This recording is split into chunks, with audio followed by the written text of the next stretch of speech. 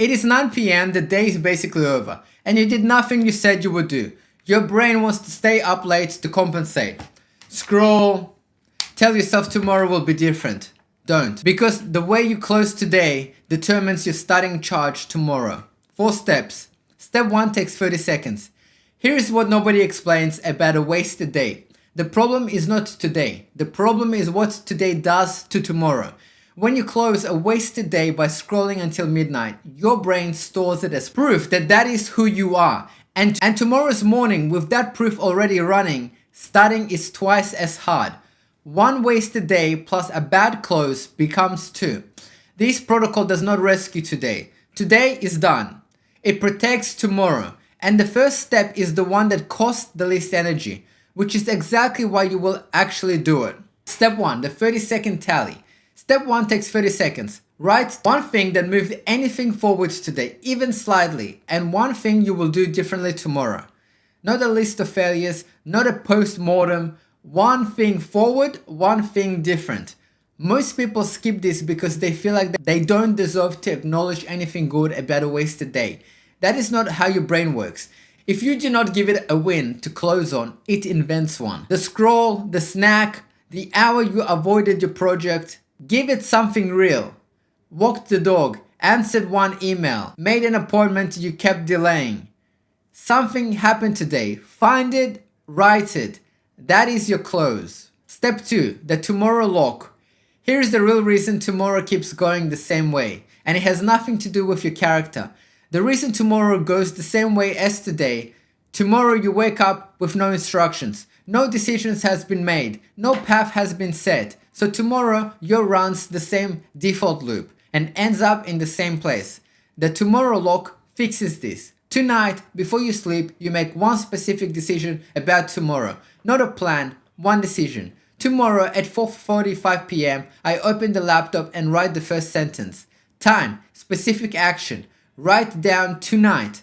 Research on implementation shows this single change increases follow-through by over 90% compared to just setting a goal. Tomorrow you does not have to decide. It is already decided. You just execute. One line, time, and specific action. Written tonight before you sleep. That is the whole step. Step 3, the phone down rule. Step 3 is the one that nobody wants to hear. After a day where you did nothing, your nervous system is agitated. Unfinished loops, low-level guilt, background noise in your head. And what does your brain reach for? The phone, the feed, something fast. The thing that feels like recovery is extending the problem. Here is the biology. Every scroll keeps your nervous system in an activated state. You stay activated longer. Your sleep window moves later. Tomorrow's energy window shrinks. The phone down rule. 9 p.m, phone goes face down. Not off, not in another room, just face down. That one physical act breaks the loop before it runs another 90 minutes. You're not trying to be a monk. You're just protecting tomorrow's charge. Step 4, the reset anchor. Step 4 is the smallest and the one that surprised me the most.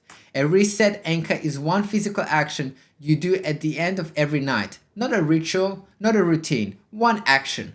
Close the laptop, walk to a different room, make a specific drink, step outside for 60 seconds. Something physical, something consistent, something that happens after the tally and the lock. Your brain runs on a pattern recognition. When you do the same action after every day, your system learns that action means done.